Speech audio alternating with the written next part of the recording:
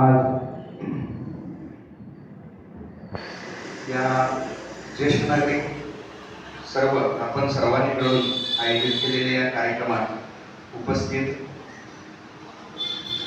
मंचावरील मान्यवर आणि त्याचबरोबरीनं आपण सगळे आदरणीय, वंदनीय, आचरणीय आणि ज्येष्ठ असे, खरं तर मार्गदर्शन तुमच्यासारख्या ज्येष्ठ व्यक्तींना, म्हणजे ज्यांच्याकडनं आम्हाला बऱ्याच काही गोष्टी शिकण्यासारख्या असणार आहेतच, कारण इतक्या वर्षाचा सगळा अनुभव तुमच्याही गाठीपाठीशी आहेच.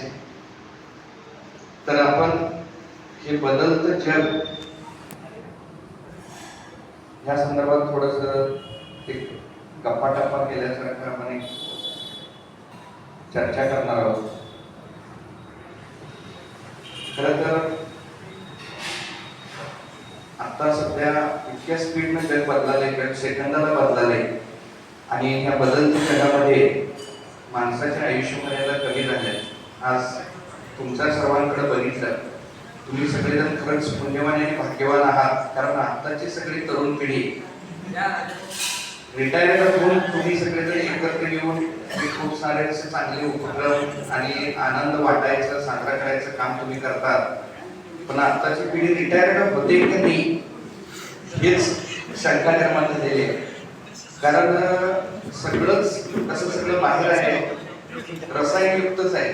सगळं खानापिना असेल किंवा आजूबाजूला सगळे फास्ट फूड आणि पिझ्झा बर्गरच्या जमान्यामध्ये कसदार अन्न मिळणं सगळ्यात महत्वाची पहिली गोष्ट दुर्मिळ झालेली आहे. खाण्यापिण्याचे चॉईस बदललेले आहेत, विचार सगळ्यांचे बदललेले आहेत, नवीन युवा पिढीचे.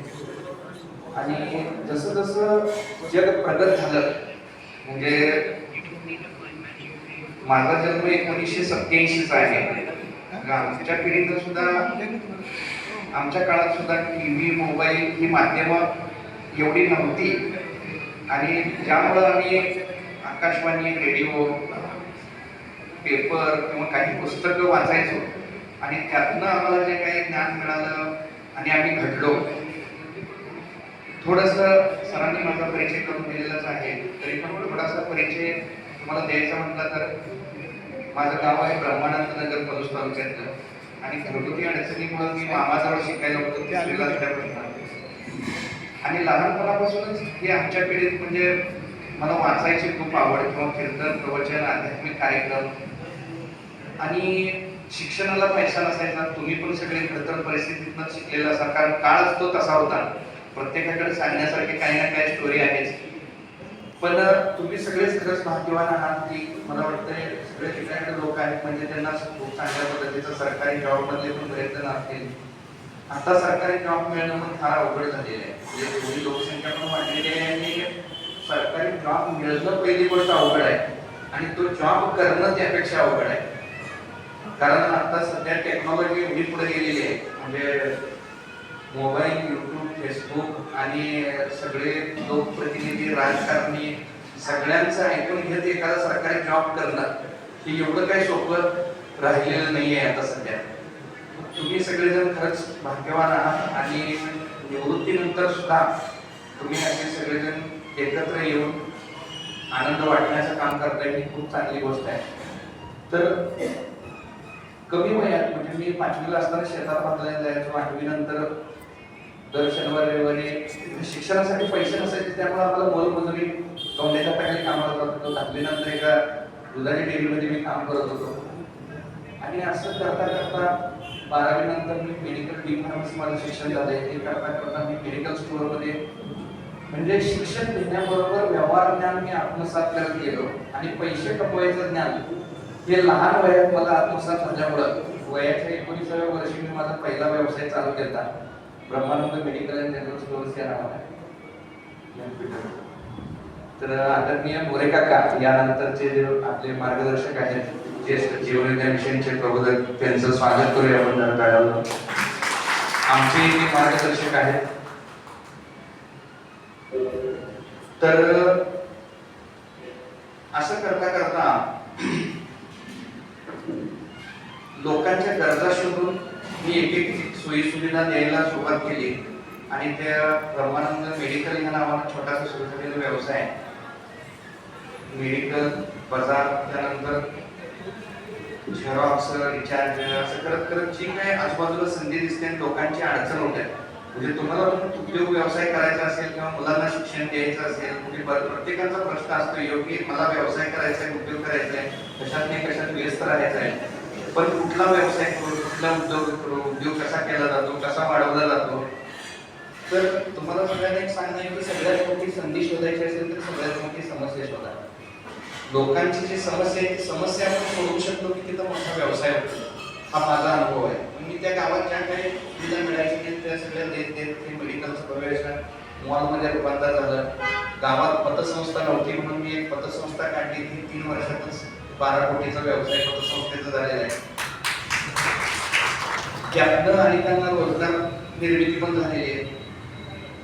त्यानंतर ह्यामध्ये फायनान्स सेक्टरमध्ये बराचसा स्कोप दिसल्यामुळे मी multistate credit cooperative society register केलेली आहे महाराष्ट्र आणि कर्नाटक कार्यक्षेत्र.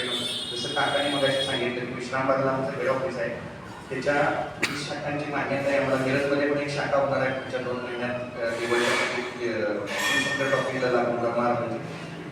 त्याचबरोबरीनं आमचं फर्निचर मॅन्युफॅक्चरिंग, ट्रेडिंग, फर्निचर, भांडी, इलेक्ट्रॉनिक्स अशा पद्धतीने आमचे 7 शोरूम आहेत. कर्नाटकमध्ये आथनीला पण आमचा 50 लोकांचा स्टाफ आहे. अशा पद्धतीने एकूण 200 लोकांना रोजगार आमच्या या उद्योग समूहाच्या माध्यमातून उपलब्ध झालेला आहे. म्हणजे 1 लाख रुपये कर्जातून सुरू केलेला व्यवसाय जो 17-18 वर्षामध्ये. पण ही सगळी वाटचाल करत असताना नेमकं काय मला अशी गोष्ट मिळाली की ज्याच्यामुळे हे सगळं झालं. तुम्ही बघा तुमच्या पुढच्या पिढीला काय आपण देणार आहोत किंवा तुमच्या घरी सुद्धा तुमच्या नातवंडांना हा एक विचार देणं गरजेचं आहे की 150 करोड ह्या देशाची लोकसंख्या आहे, तर उद्योग व्यवसायाची संधी प्रचंड आहे. पण असं असताना सुद्धा आपली शिक्षण पद्धती जी आहे त्यामध्ये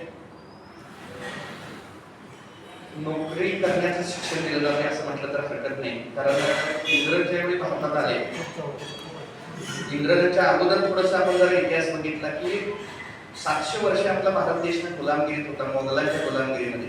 आदिलशाही, निजामशाही, कुतुबशाही. आणि त्यानंतर एका आईनं हा आपल्या मुलाला विचार दिला की माझ्या नवऱ्यानं आणि माझ्या बापानं नोकरीसाठी मनसबदारीच केल्या, तर मला तुला स्वराज्य उभं करायचं आहे. आणि ही 700 वर्षाची गुलामगिरी छत्रपती शिवाजी महाराजांनी केवळ 35 वर्षात हटवली. 422 किल्ले, 3 लाख कर्मचारी, 25 मन सोन्याचं सिंहासन आणि हे गेलेलं वैभव परत त्या देशाला प्राप्त करून दिलं. आणि तिथून पुढे परत आणि नंतर आपला देश इंग्रजांच्या ताब्यात गेला 150 वर्ष.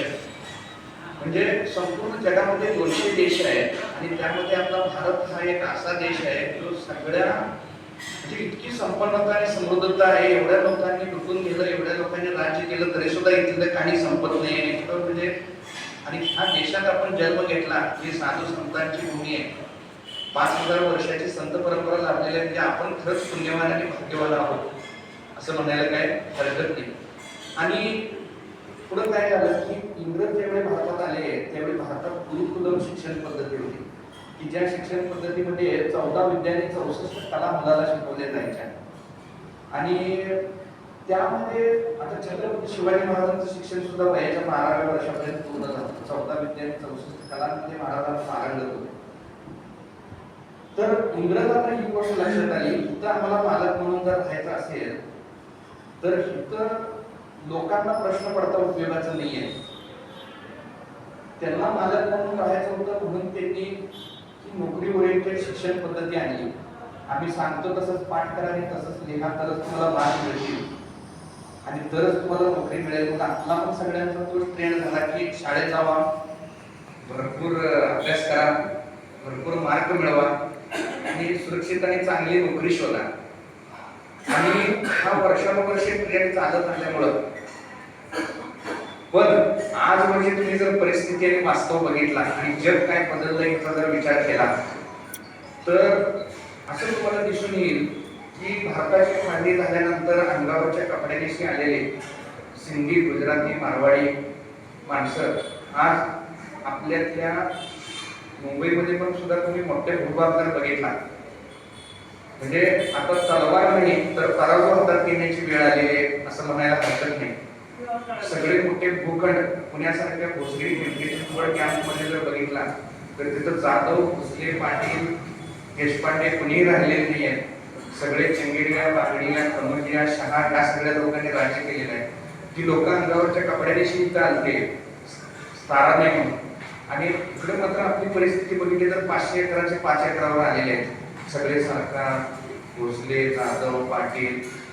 म्हणजे मी कुणाचं स्पेसिफिक येत मी वास्तव तुमच्यासमोर मांडतोय आणि ह्याच्यावर थोडंसं आपल्याला चिंतन करण्याची गरज आहे. हे का झालं तर आपण ते बुद्धिमत्तेचे विचार आपण आपल्या मुलांना देऊ शकलो नाही. म्हणजे ही फॅक्ट आहे. आता सध्या 2024 मध्ये भारत देशातला सगळ्यात मोठा आजार कुठला आहे म्हटलं तर तो डिप्रेशन आहे असं म्हणायला हरकत नाही. भारत हा तरुणांचा देश आहे, पण ह्या तरुणांच्या देशामध्ये सुशिक्षित बेरोजगार ज्याला आपण नाव दिलेलं आहे यांची संख्या प्रचंड मोठ्या प्रमाणात आहे. 20,000च्या पगारासाठी 20 वर्ष शिकतोय आणि एवढं करून सुद्धा आता एक तर आयुष्य मर्यादा झाल्या 50, 55, 60 तिथपर्यंत पण जातात तरी तुमच्यासारखी लोक आणि 10-15 वर्षांना बघायला मिळतील तरी ही सगळी समस्या निर्माण होऊन राहिली. तर असं असताना तुम्हाला सांगायचं की अशी परिस्थिती निर्माण झाली आहे की मुलांना नोकऱ्या नाही आहेत. किती जणांना नोकऱ्या देणार आहोत आपण? बरं की नोकऱ्या 150 करोड एवढी लोकसंख्या आहे, एवढी प्रचंड प्रमाणात शिक्षण घेऊन मुलं बाहेर पडायला लागले आहेत. तर त्यांना एवढ्या सगळ्यांना नोकऱ्या कसं देऊ शकणार आहे आपण? आणि UPSC MPSCचं हे जे कन्सेप्ट आहे त्याच्यामध्ये तर जागा 100-150 आहे आणि 30-40 लाख मुलं UPSC MPSCला बसायला दरवर्षी. जागा 100-150 आणि बाकीच्या मुलांचा उमेदीचा काळ जो आहे म्हणजे 20 ते 30 हे जे रिस्क घेण्याचं वय आहे, उमेदीचं वय आहे, हे वय अक्षरशः वायात चाललंय असं म्हणायला काय हरकत नाही. कारण आपल्या शिक्षण पद्धतीतनं शिक्षण घेऊन जी पदवीधर झालेली मुलं आहेत ती त्यांच्या ज्ञानाचं किंवा आपण समजून चालूय की 5 वर्ष 10 वर्ष आपण अभ्यास करतोय UPSCचा, म्हणजे निश्चितच तो अधिकारी होणार आहे म्हटल्यावर त्या प्रकारचं ज्ञान सगळं तो घेतलेला आहे. पण समजा त्याला जर नोकरी नाही मिळाली, त्याला फेल्युअर आलं तर तो त्या ज्ञानाचं पैशामध्ये रूपांतर करू शकत नाही. ही शोकांतिका आहे. आज अर्थशास्त्रामध्ये PhD झालेल्या माणसाला सुद्धा त्याचं ज्ञान, बुद्धी आणि अक्कल वापरून त्याला पैसे कमवता येत नाहीत. ही सगळ्यात मोठी शोकांतिका आहे, लक्षात घ्या. आज MBA कॉलेजेस सुद्धा मोठ्या मोठ्या मॅनेजमेंटचे नोकर घडवायचं काम करतात, ते उद्योजक घडवायचं काम करत नाहीये. आणि दुसऱ्या बाजूला बघितलं तर तुम्ही जर बारकाईनं अभ्यास केला पूर्वीच्या काळी, म्हणजे रेल्वे स्टेशनवर हे प्रस्थापित सिंधी मारवाडी लोक बॉबी विकायचे. म्हणजे घरात बायका बॉबी तळायच्या आणि ते रेल्वे स्टेशनवर विकायचे. 5 रुपये प्रोडक्शन कॉस्ट असलेले बॉबीचं 15-20 रुपये व्हायचे. असं करत करत करत मग त्यांनी कपड्याचा व्यापार चालू केला. 100 रुपयाला कापड आणलं, जास्त मिळवायच्या पेक्षा 110 निघाले तरी देऊन टाकायचं. दिवसाला 10%, म्हणजे महिन्याला किती झाले? 300%. आणि आपण कशात खुश आहे? आपले पाटील कशात खुश आहे? महिना 5% व्याजाने पैसे दिले, ह्याने किती मिळवाले? 300%. आणि असं करत करत कुठंतरी जरा जमीन घे, कुठंतरी जरा जागा घे, असं करत करत आज सगळ्या महागड्या जमिनी आणि जागा. परवा आमदार खासदार पण त्यांच्यातले झाले मुंबईला जर बघितलं तर एरिया. तर मला सांगायचं काय आहे की ही मानसिकता कुठंतरी थोडं बदलणं गरजेचं आहे. थोडंसं मानसिकता बदलणं गरजेचं आहे. तरच आपण इथनं पुढच्या काळात.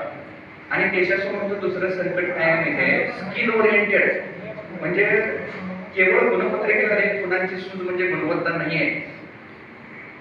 तुमच्या व्यक्तिमत्वाचा सर्वांगीण विकास म्हणजे गुणवत्ता आहे. आणि ही व्यक्तिमत्वाचा विकास कधी होईल?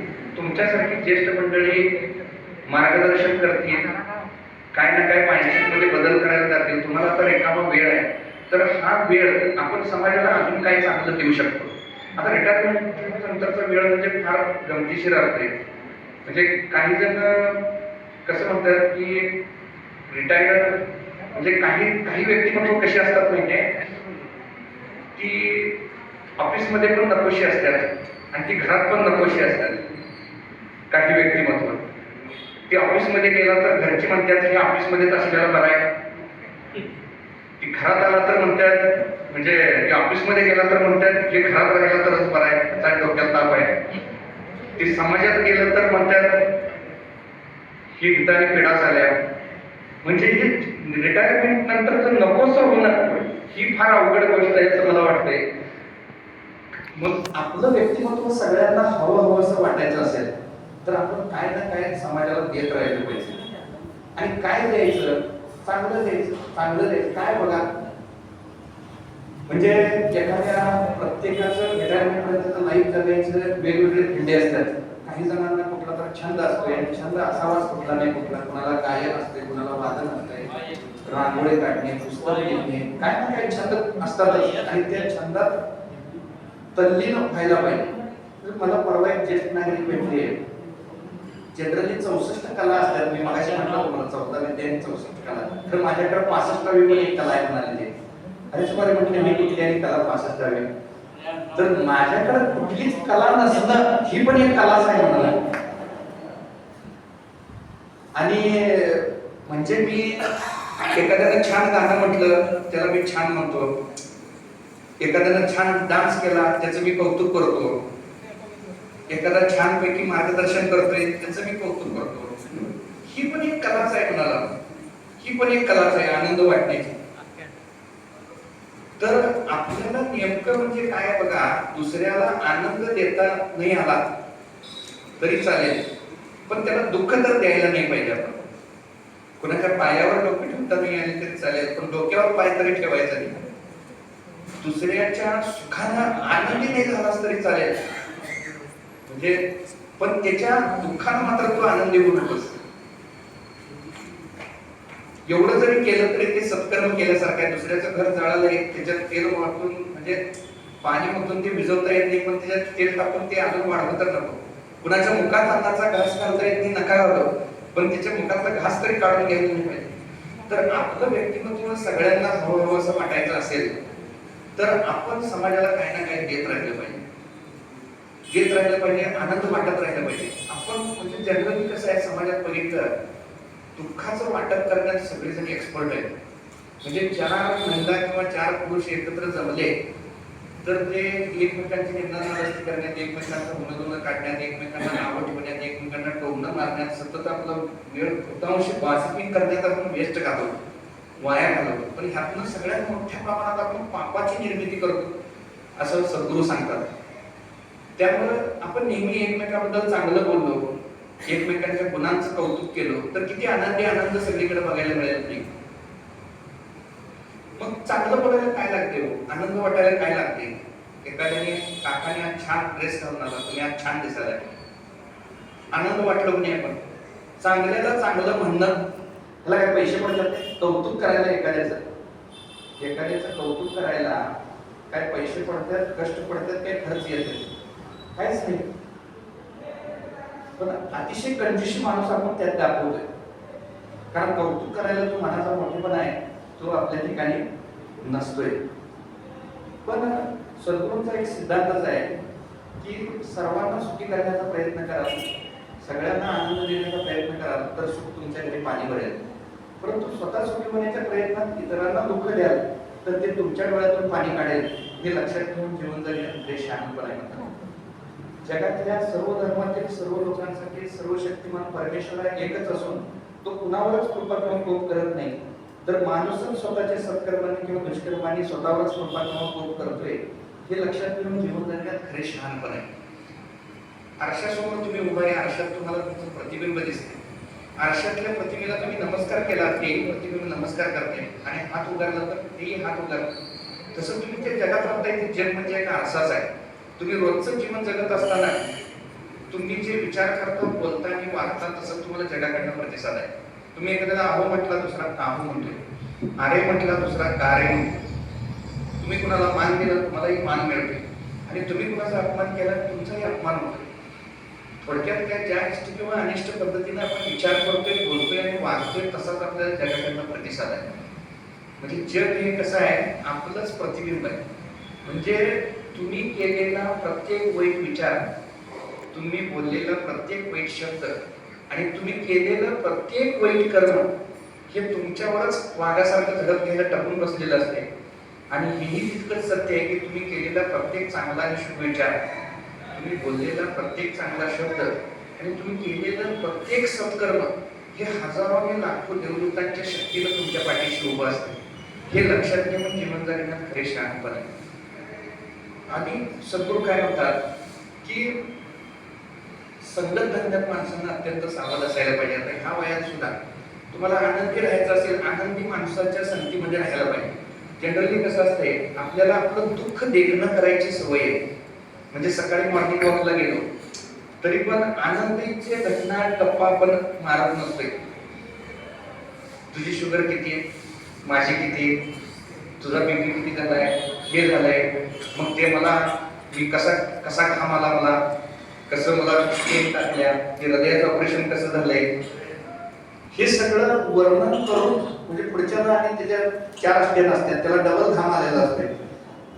हे असं एवढं सगळं देखणं करून सांगायची काही गरज आहे का आपल्याला? त्याबद्दल आपण आनंदाच्या गोष्टी करू. म्हणजे आपलं हे जे रिटायरमेंट नंतरचं लाईफ आहे हे अधिक आनंदी कसं करता येईल, आनंद कसा वाटता येईल, दुःखाचं वाटप करण्यात आपण एक्सपर्ट आहोत. तर ते बदलायचं आहे आजपासून, आनंदाचं करायचं. भेटणारा प्रत्येक माणूस, माझं काय लेखनाला सांगत बसायचंच नाही, त्याच्याशी विचारपूस करायचं, त्याला 2 गोष्टी चांगल्या काय मला मदत करता येऊ शकते, चांगला सल्ला देता येऊ शकते, त्याच्या जीवनात काय आनंद निर्माण करता येऊ शकते. एवढं जरी आपण केलं तरी भरपूर, बघा जे द्याल तेच मिळेल, जेवढं द्याल तेवढंच मिळेल आणि ज्या क्वालिटीचं द्याल त्या क्वालिटीचं मिळेल. हा निसर्गाचा नियमच आहे. तुम्ही त्रास दिला कोणाला, तुम्हाला त्रास मिळेल, मिळेल म्हणजे मिळेल, त्यात काय चुकणारच नाही, कारण हा निसर्गाचाच नियम आहे. म्हणजे एक ज्वारीचा दाणा पेरला 1000 दाण्यांना भरलेलं कणीस येते. एक आंब्याची कोय पेरला 4000 आंबे येतात. तसं ह्या निसर्गामध्ये, ह्या ब्रह्मांडामध्ये 1 पटीनं तुम्ही दिला 1,00,000 पटीने मिळायची व्यवस्थाच आहे. आता मी नमस्कार म्हटलो, मला 50 जणांचे नमस्कार येतात आणि मी हात उगारलो तर,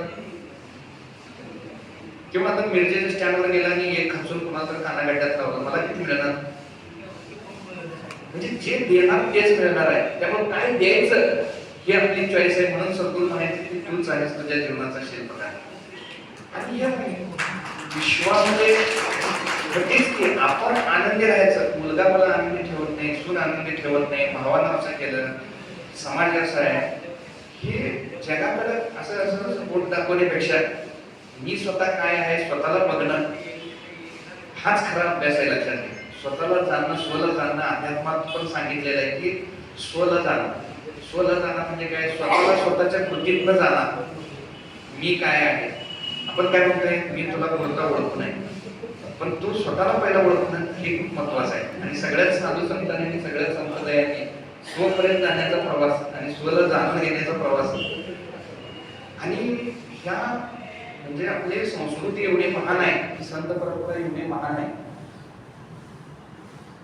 जगातले सगळे भोग भोगून झाले तरी सुद्धा तृप्तता भेटतच नाही. बघा किती पण 90 वर्षाच्या वयस्कर वृद्ध माणसाला जरी विचारला एखादा बोलून वरवरनं सांगणं वेगळं, मग ही मनाला अखंड तृप्तता मिळवून द्यायचं सामर्थ्य हे अध्यात्मामध्ये, त्या ज्ञानामध्ये. तर खरे सद्गुरू तुम्हाला भेटावे लागतात. 24 तास आनंदी राहायचं गुपित काय आहे? म्हणजे कसं आहे, आपण बघा आयुष्यभर, म्हणजे सद्गुरू एका ठिकाणी शिल्पकार करतात, म्हणतात की एक माणूस काय म्हणाला, मी कुत्र्याचं शेपूट सरळ करून दाखवतो, आणि त्याने एका नळीत ते शेपूट घातला आणि असं ऐकत बघायला चालू केला की कसं सरळ केलं. पण 5 मिनिटानंतर कुत्र्याचं शेपूट नळीतून बाहेर निघल्यावर आणि ते वाकडं झालं. मग त्याने कपाळावर हात मारून घेतला. तसं माणूस आहे की नाही, त्या पूर्ण आयुष्यामध्ये वेगवेगळ्या नळ्यांमध्ये मन घालून बघते. आता जरा नाटक सिनेमाला जाऊन बघूया तृप्तता मिळते काय, आता जरा नाच गाण्याला जाऊन बघूया तृप्तता मिळते काय, आता जरा मोबाईल 4 तास बघून बघूया तृप्तता मिळते काय, आता जरा काय लग्न करून बघूया जरा तृप्तता मिळते काय.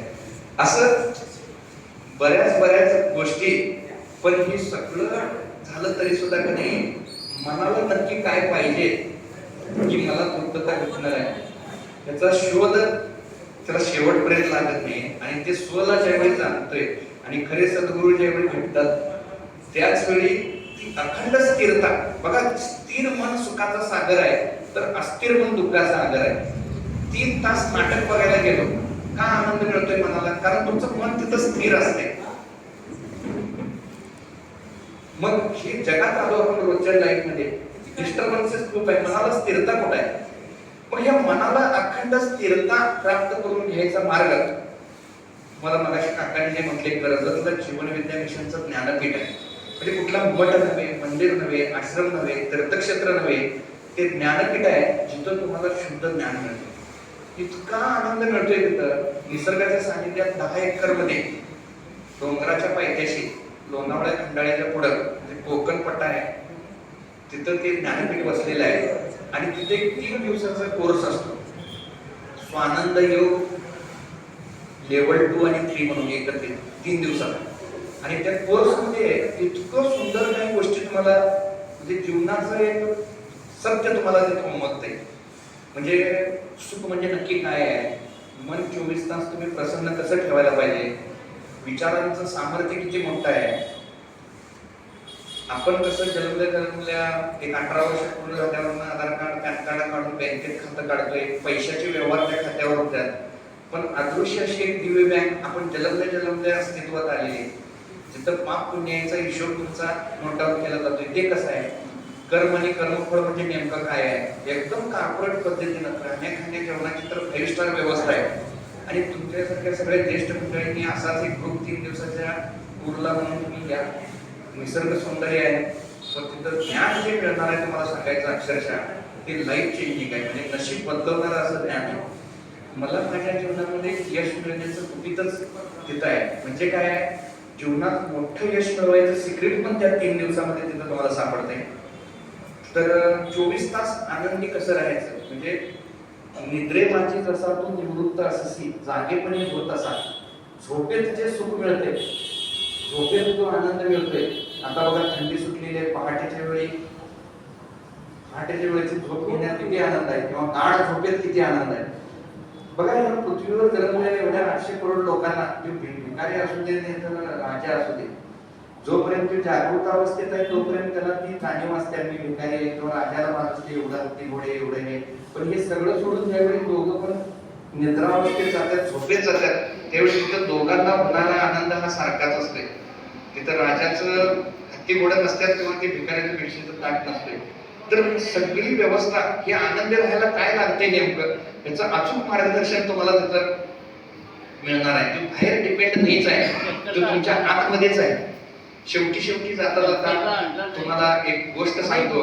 मोरेकरांचं पण मार्गदर्शन आहे. किती वेळ आहे आपल्याकडे, किती वेळ बोलायचं, किती वेळ,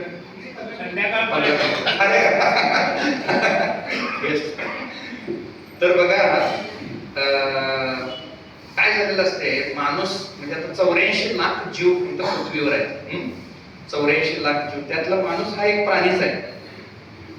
आणि गंमत म्हणजे माणूस सोडून कुणालाच औषध पण लागत नाही. बघा की तुम्ही, माणूस सोडून कुणाला औषध लागते. आणि निसर्गाकडे पण बघा तुम्ही, निसर्गाकडे प्रत्येक गोष्टीकडे बघा, झाडं बघा, पशु बघा, पक्षी बघा, प्राणी बघा, सगळेजण देत असतात. झाड बघा सावली देते, फळ देते, फुलं देते, ऑक्सिजन देते. निस्वार्थ भावनेनं देणं आणि निसर्गाला आनंदाची उधळण चाललेली आहे. पण आपल्याला उघडं डोळं करून बघायला वेळच नाहीये. पण माणूस हा एकटाच एक विलंदर प्राणी असा आहे, ते नुसता पाहिजे म्हणते, ते द्यायला मागत नाही.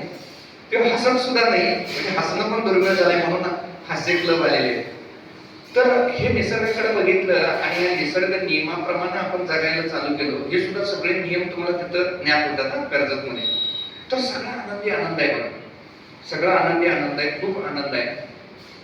तर ह्या निसर्गामधला कुठलाच प्राणी देवाकडे कधी तक्रार करत नाही. म्हणजे मला हे नाही ते नाही, माझं नशीब असं आहे तसं आहे, देवानं मला हे दिलं नाही ते दिलं नाही. आणि गंमत सांगायची म्हणजे काय झालं माहिती काय, एकदा ब्रह्मा विष्णू महेश म्हणजे शंकर पार्वती आपण पुराण काळापासून ऐकत आलेलो आहोतच की. मग पार्वतीनं तक्रार काय केली माहितीये काय, आजकाल शंकर लई बिझी झाल्यात, शंकर काय मला टाइमच देणं झालं. म्हणजे आता सगळ्याच बायकांचा म्हणजे युनिव्हर्सल प्रॉब्लेम आहे की नवरे आम्हाला वेळ देत नाही. आहे की नाही, तुमच्यात आहे की नाही प्रॉब्लेम, आहे की नाही, नवऱ्याला मोठा वेळ दिला नाही.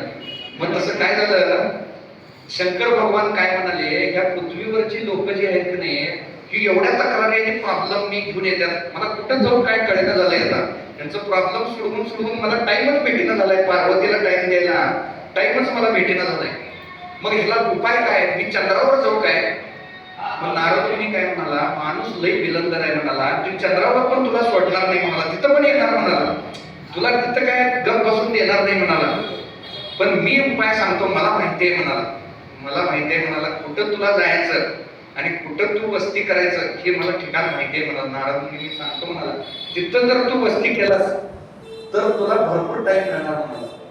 काय, कारण माणूस हे असा आहे म्हटला, तुला सोडणार नाही म्हटला, तक्रारी रोज सांगणारच म्हणाला. मग ते ठिकाण कुठलं, तर ते म्हणाला ते ठिकाण आहे म्हणाला माणसाचं अंतःकरण, म्हणजे माणसाच्या हृदयामध्ये तू वास कर म्हटला, जन्मलेल्या प्रत्येकाच्या. आणि जे स्वतःला जाणतोय, ज्याला ती आस लागलेली आहे तू कुठे आहेस ती शोधायची, जे स्वतःला जाणेल, जे स्वतःला शोधेल आणि ते तुला शोधून काढेल, त्या हृदयस्थ ईश्वराला शोधून काढेल, त्याचं तेवढं तू प्रॉब्लेम सॉल्व्ह कर म्हणाला, बाकीचे जाऊ द्या म्हणाला. म्हणजे आपण लहानपणापासून शाळा हायस्कूल मधनं पण ऐकत वाचत आलेले बघा, शोधीसी मानवा रावळी मंदिरी, नांदतो देव हा आपल्या अंतरी, देहाची तिजोरी बुद्धीचाच ठेवा, उघडदार देवा आता उघडदार देवा.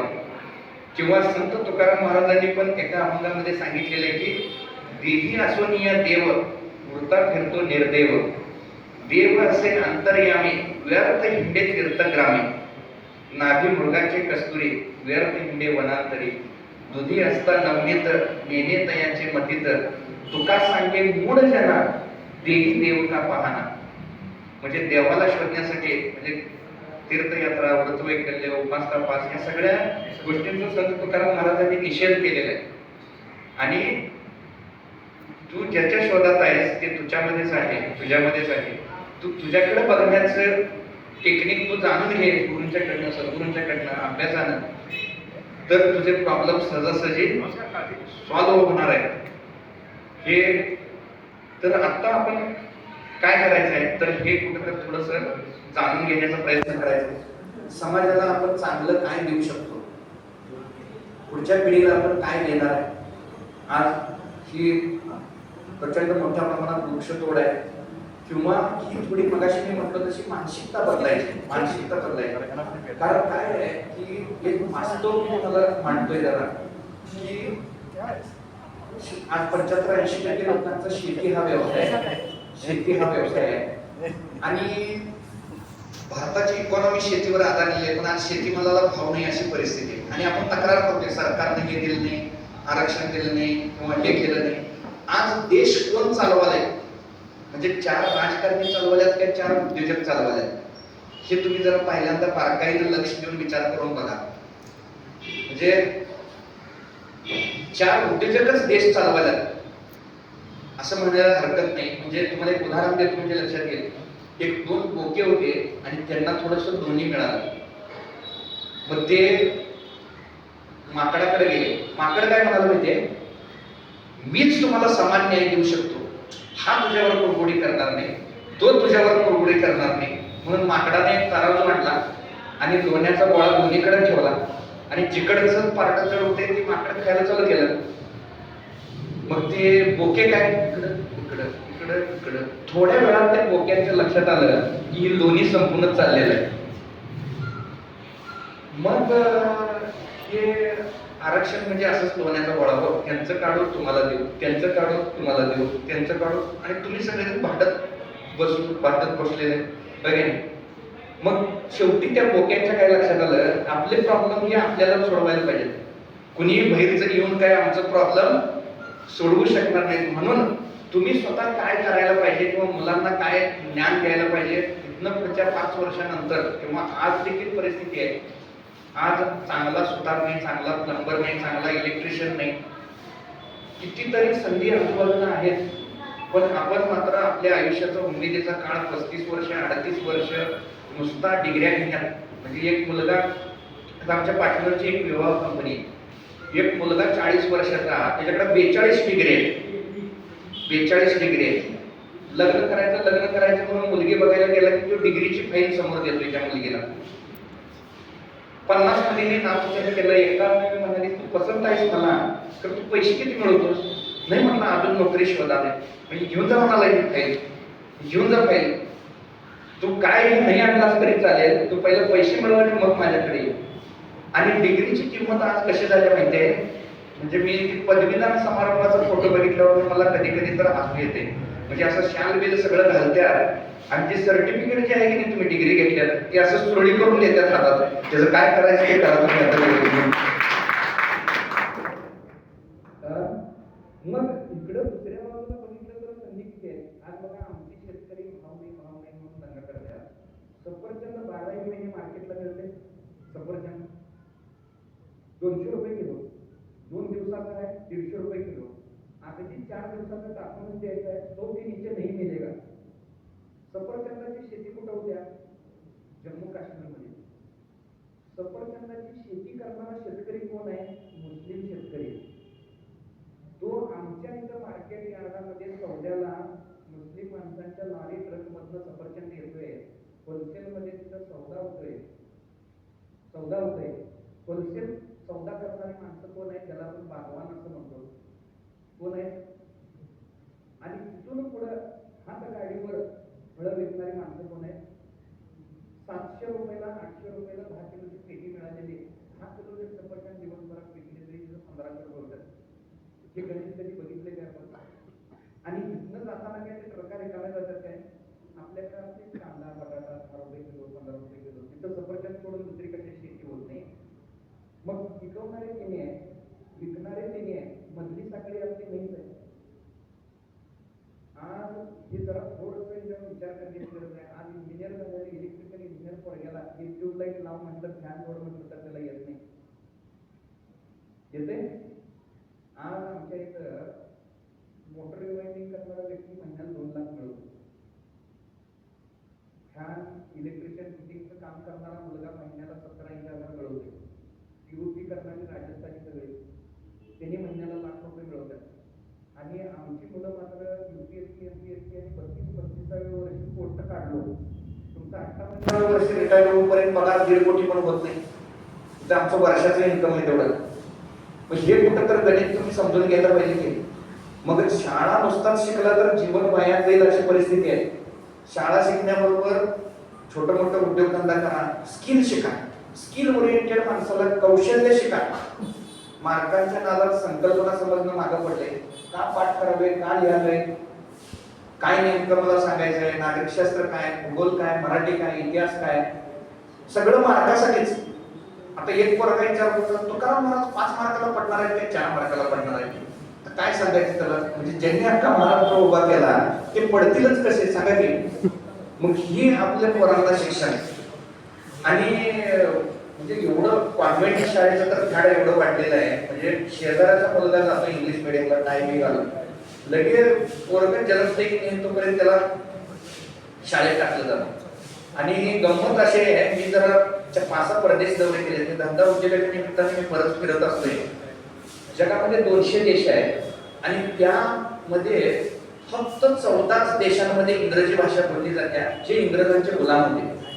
मग मी चीनमध्ये गेलो तिथं त्यांची चायनीज भाषा आहे. जपानमध्ये गेलो जपानीज भाषा आहे. डेन्मार्कमध्ये गेलो डॅनिश भाषा आहे त्यांची. मग ज्या त्या देशाची त्याची भाषा आहे. पण इंग्रजी भाषेला एवढं महत्व कसं काय आलं? मग त्यांना विचारलं तिथं तुम्ही काही भाषा बोलत नाही?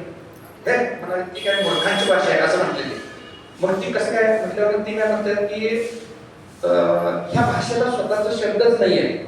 सगळीकडे इकडनं तिकडनं गोळा करून भेळ मिसळ करून. आता केमिस्ट्री काय केमिस्ट्री, चोपडा काय पोपडा, बघा CHOPDA. म्हणजे इंग्रजी भाषा कशी आहे बघा. आणि अडचण कुठंच येत नाही. म्हणजे भाषा कुठेही गेला तर ट्रान्सलेटर मिळतोय, चीनमध्ये गेलं ट्रान्सलेटर मिळतोय, भाषेला ट्रान्सलेटर मिळतोय, पण कर्तृत्वाला कळत नाही. लक्षात घ्या. म्हणजे कर्तृत्व संपूर्ण पिढी घडवायची, मुलं घडवायची, तर ती आपण संस्कार द्यायला पाहिजे, ती पुढच्या पिढीला विचार द्यायला पाहिजे. लक्षात घ्या. म्हणजे आता बघा की आपल्याकडे कसं काका, मावशी, मामी, सगळ्या नात्यांना मराठी भाषेत एवढी सुंदर सुंदर नाव आहेत. आता तिकडे कसं आहे, father in law, mother in law, कुणीकडचा, इकडचा काय तिकडचा, आंटी, कुणीकडची आंटी, काय त्याला हे आहे काय सांगा की तुम्ही.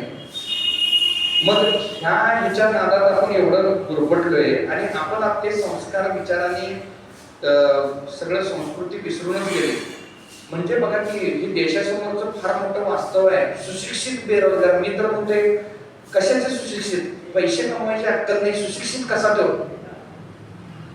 सुशिक्षित कसा, कुणीकडनं सुशिक्षित. आणि तुम्ही बघा शिक्षणाला, तुमच्या काळात शिक्षण मिळत नव्हतं, आता शिक्षण सगळ्यांना शिक्षण मिळायला लागले, बरोबर. मग शिक्षणाला प्रॉब्लेम कमी व्हायला पाहिजेत का वाढायला पाहिजेत? आता काय झाल्यात, प्रॉब्लेम वाढल्यात काय कमी झाल्यात? मग चुकालंय कुठं, चुकालंय कुठं? 10वीतनं पास झाला, 10वीतनं पास झाला, मी कित्येक हजारो पोरांशी संवाद साधतो, तू काय इंजिनिअरिंग करायलास? नाही, मित्रांना करायला म्हणून मी करायला. तू 12वी झाल्यावर मेडिकल आणि इंजिनिअरिंग दुसरं क्षेत्र नाही, माझी मैत्रीण घ्यायला म्हणून मी ऍडमिशन घ्यायला. काकाने सांगितलं, शेजाऱ्याला सांगितलं, आई बाबाने सांगितलं. म्हणजे प्रत्येक मूल, जन्मलेलं प्रत्येक मूल हे काय ना काय तर बनण्याच्या लायकीचं असतंय. पण आई वडील, शिक्षक, समाजाने, तुम्ही आम्ही सगळेजण ते आपल्या अपेक्षाचं वजन होणार नम्र आणि प्रामाणिक गाढवच बनवायला येतात. वास्तव पटतंय का मी काय सांगायला? आणि ह्याच्यावर कुठं तर जरा कोणतर बोललं गेलं पाहिजे. आता हे आम्ही असं बोलतो तर ते रुचत नाही, समाजाला न रुचणार आहे नाही. पण तुम्ही जर हे लक्षात नाही घेतला, आता जागरूक नाही झाला तर तुम्ही संपून जाणार आहे. आज तुम्हाला खेडेगावातली परिस्थिती सांगतो, 30 ते 40% मुलांची लग्न होईनात. आज मुलींच्या अपेक्षा फार वाढलेल्या आहेत. 25-27च्या वर मुलींची वय चाललेली आहे. मुली हुशार आहेत, शिकायल्यात म्हणून ते डिग्र्या घेत पुढे जातात. तुमचा पूर्वीचा काळ बघा, 15-18 वर्षात लग्न व्हायची, 20-22 वर्षात 1-2 मुलं वळवायची. हिंदुस्थान ज्याला आपण म्हणतोय, हिंदू राष्ट्र म्हणतोय, एवढी परंपरा लाभलेले हिंदू राष्ट्र हे संपून जाते का काय अशी भीती वाटायला लागली. ह्या उलट ज्या लोकांनी हे स्किल शिकल्यात, आज तुम्ही 4 व्हीलर गाड्या रिपेअर करणारे कोण पण मिस्त्री बघा, कुठल्या समाजाचे स्किल शिकणारे कुठले पण मिस्त्री कुठले आहेत तुम्ही विचार करून बघा. त्यांची 18-20 वर्षात लग्न होत्यात, त्यांना 4-5 मुलं होत्यात. त्यांची लोकसंख्या अल्पसंख्या होती, त्यांची भरपूर वाढलेली आहे. पण तुमची आमची वाढायला काय, मुलाबाळाचा पत्ता लांबच राहिला, लग्नच होईना, तिथं हेच प्रॉब्लेम आहे. बरं लग्न का होईना? तुम्ही पैसे मिळवत नाही, तुम्ही नुसताच डिग्री घेतलाय. आणि आमच्या शाळा पण सगळ्या कशा आहेत माहिती काय, 30 वर्ष नुसता फी भरा, इन्कम कुणाला? संस्थेला. तुमचं काय? हे एकदम जळजळीत वास्तव आहे, ह्याच्यावर कुठेही बोललं जात नाही. आणि तुम्हाला सांगू, ह्यातनं शाळेतनं शिकून जो फेर पडला, तो नोकरी शोधतोय. त्याला शेती करावी वाटत नाही, त्याला धंदा करावा वाटत नाही, त्याला बॉडी बनवावी वाटत नाही. आणि सुशिक्षित बेरोजगार, काय म्हणायचं आता? म्हणून माझा तुम्हाला एक सल्ला आहे, तुम्ही नुसताच शाळा शिकला, तुमचं जीवन वाया जाईल अशी परिस्थिती सध्या आहे. तुमचं ज्ञान किती, डिग्री किती, ह्याच्यापेक्षा तुमच्या खिशात पैसे किती, ह्याला समाजात आज किंमत आहे. एक असंच मी धंद्याच्या निमित्ताने फिरत होतो, एकानं त्याने गावच्या तळ्यामध्ये मत्स्य शेती केली, सार्वजनिक तळ्यामध्ये मत्स्य शेती, आणि त्यातनं त्यांना आरसीसी बिल्डिंग बांधला होता चांगली गावच्या तळ्यात, नगर जिल्ह्यामध्ये. मग आता तुम्हाला सांगतो, आमची पण पोरं जातात तळ्याकडाला, कुठली तरी एखादी आरची बिरची मिळते का बघायला. मग तुम्ही विचार करा की, म्हणजे तुम्ही एवढं पैसे कमवायला पाहिजे की लग्नाचा विषय निघाला की आर्ची 1, आर्ची 2, आर्ची 3, आर्ची 4 असं लाईन लागले पाहिजे. ते संस्काराने विचार आपण पोरांना द्यायलोय काय? पैसे मिळवणं खूप सोपं आहे. म्हणजे मी तुम्हाला एक 4 आयडिया सांगतो आणि थांबतो. बोलण्यासारखं माझ्याकडे भरपूर आहे. माझं दिवसभराचं प्रशिक्षण असते, उद्योग व्यवसायाचं दिवसभराचं प्रशिक्षण असते. 1000-2000 मध्ये चालू होणार, म्हणजे 5000 10,000 भांडवलात चालू होणार, रोज 1000 रुपये मिळवून देणारे भरपूर धंदे मार्केटला, 100 धंदे आहेत. पण त्याच्याकडे आपण कवा उघड्या डोळ्यानं बघतच नाही. तुम्हाला 1-2 उदाहरणं सांगतो आणि थांबतो. मी 100 धंदे असे पण करू शकतोय. बघा, नारळ, तुम्ही नारळ पाणी पिता, नारळ पाणी, नारळ 30 रुपयाला मिळतोय किंवा 40 रुपयाला मिळते नारळ पाणी. कुठे मिशन चौकात घ्या, मार्केटमध्ये घ्या. ते नारळ होलसेल मध्ये केरळमधनं येतोय की नाही, त्याचे 13 ते 14 रुपये खरेदी रेट आहे. एका नारळामध्ये 15 रुपये मार्जिन आहे तुम्हाला. आता मिरजमध्ये हॉस्पिटल एवढी आहे, 10च नारळ पिशवीतनं घ्यायचं. केस पेपरला नंबर लावून बसलेले असतात, नारळ पाणी, नारळ पाणी, नारळ पाणी, हे करून नुसतं हे करून घेऊन गेलं आणि एका दवाखान्यात 10च नारळ विकायचं आणि सकाळपासून दुपारपर्यंत एक 5 दवाखाने फिरायचे. किती पगार पडतोय? भांडवल किती लागतं धंद्याला सांगा. आता सगळेजण हेल्थ कॉन्शियस झाल्या. 200 रुपये घ्यायचं, बाजारात जायचं, मेथीची भाजी, दुधी भोपळा, कारलं, असे थोडं थोडं एक पावशेर सगळे 200 रुपयाचं माळवं घ्यायचं. घरातलाच मिक्सर घ्यायचं, घरातल्याच किटल्या घ्यायच्या आणि कारल्याचा ज्यूस, मेथीचा ज्यूस, मुळ्याचा ज्यूस, लिटर 2 लिटर किती बनवायचं तेवढं पाणीच घालायचं की त्याच्यात. दुसरं काय, त्यात रॉकेट सायन्स काय आहे? आणि गुगलला 1 लिटर टाकलाय तर मेथीच्या ज्यूसचे फायदे, मुळ्याच्या ज्यूसचे फायदे, आता AI आर्टिफिशियल इंटेलिजन्स लगेच 1 मिनिटात येते सगळं. मग तुम्ही एखादा मॉर्निंग वॉकला जायच्या ठिकाणी 10 रुपयाला ग्लास जरी विकला, 200 रुपयाचा 1000 रुपये होतात. किती भांडवल लागलं सांगा धंदा करायला? जत्रेत गाड्या फिरवतात की नाही, ते 30 रुपये घेऊन मुलांना गाडीत बसवतात की 10,000 रुपयाला गाडी आहे. कलेक्शन किती होते माहिती आहे त्याचं? मुलं जे लहान छोट्या मुलांना बसवते, 10,000 ची गाडी, भांडवल किती लागते बघा. 4 महिने जत्रेचं सीझन असतो. एका जत्रेमध्ये, जत्रेचं 2 दिवसाचं टाइम असते की नाही, 3-4-5,000 रुपये कलेक्शन होते. एकच जत्रा केली की त्याचं भांडवल निघून गेलं, इन्व्हेस्टमेंट केले. तिथनं पुढचे 4 महिने केवढ्या जत्रा आहेत की नाही, सगळं प्रॉफिटच आहे रोज 4-5,000. आता तुम्ही किती तर अशा गोष्टी जत्रेत करताय, म्हणजे ते असं रिंग टाकायचे नसते बघा, किंवा असं बॉल पडायचे नसते, त्यांचं रोज 5,000 इन्कम आहे. रोज 5,000 कुणाला मागतच नाही, ते बॉल पडतच नसतोय बघा घेत नाही, ते रिंग कशात बसतच नसत्या. म्हणजे तुम्हाला छोटे छोटे जे व्यवसाय सांगले असे, ज्याला पैसे मिळवायचे आहेत की नाही, त्याला 1000 मार्ग आहेत. 1000 मार्ग आहेत. तुमच्याकडे काहीच, माझ्याकडे 1 रुपया पण नव्हता. मी 1 लाख रुपये घेऊन कर्ज घेऊन त्या गावात गेलो. माझ्याकडे घर नाही, गाडी नाही, घर, जमीन, तुमला काही सुद्धा नव्हतं माझ्याकडे. सगळ्या गोष्टी मी प्राप्त केल्या का? मला योग्य मार्गदर्शन मिळालं. पण तुमच्या सगळ्यांचं हे वय आहे आता की तुम्ही मार्ग दाखवू शकता तरुणांना. बघा, मी ज्यावेळी काम हुडकायला जायचो, काम नाही म्हणतात पोरं.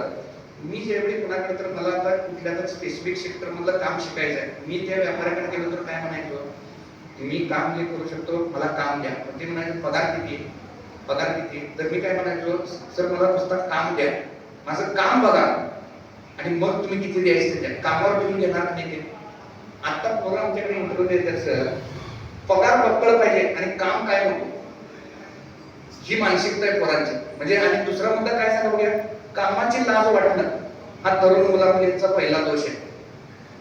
मेहनतीचा कंटाळा, मेहनतीचा कंटाळा. सगळं कुठलं पण काम मी नंतर करतो, उद्या करतो, म्हणजे सारखं ते पाण्यात टाकावं, थांबा की जरा देतो की 5 मिनिटं. तुमच्या पण घरात मुलं असतील, म्हणत असतील, ही वृत्ती कुठनं डेव्हलप झाली? बरं, जाता जाता एक मजेशीर गोष्ट सांगतो आणि थांबतो. बोलण्यासारखं भरपूर आहे, 15 मिनिटाचा वेळ दिलता. म्हणजे कसं आहे, जे वेळ बघून बोलतोय ते वक्ता म्हणायला पाहिजे आणि जे काय वेळ न बोलता म्हणतोय ते पॉलिटिकल नेता म्हणायला पाहिजे. आम्ही काय ते, त्यामुळे जरा वेळेचं पाठ ठेवून काका पण आता तासभर मार्गदर्शन करणार. खूप सुंदर आणि विनोदी मार्गदर्शन आहे त्यांचं.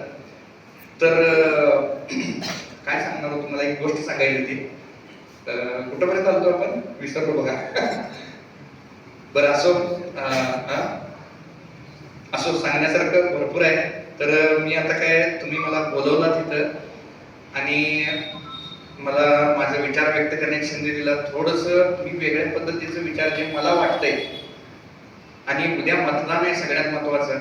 तुम्ही स्वाभिमानानं मतदान करा. हिंदू राष्ट्र परत हे व्हायचं असेल तर सरकार कुणाला निवडून द्यायला पाहिजे, योग्य व्यक्तीला, पण मतदान 100% तुम्ही करायला पाहिजे. कारण इतर समाजाचे लोक 100% मतदान करतात आणि देशाचं हे ते ठरवतात. तुम्ही सुद्धा तुमच्या नातेवाईकाच्या पाहुण्या पंचायत ही जागृती करायला पाहिजे की तुम्ही 100% मतदान, आपलं 50% 60% का मतदान होतंय. मग देश हितासाठी तुम्ही मतदान करायला पाहिजे आणि ह्याचा जागर पण तुम्ही करायला पाहिजे. हे एक राष्ट्र निर्माणाचं काम, राष्ट्र हिताची कृती म्हणून तुम्हाला सगळ्यांना ही रिक्वेस्ट आहे की तुम्ही उद्याच्या दिवसभरामध्ये ही रिक्वेस्ट सगळ्यांना करा, फोन करा सगळ्यांना की तुम्ही मतदान करावं म्हणून.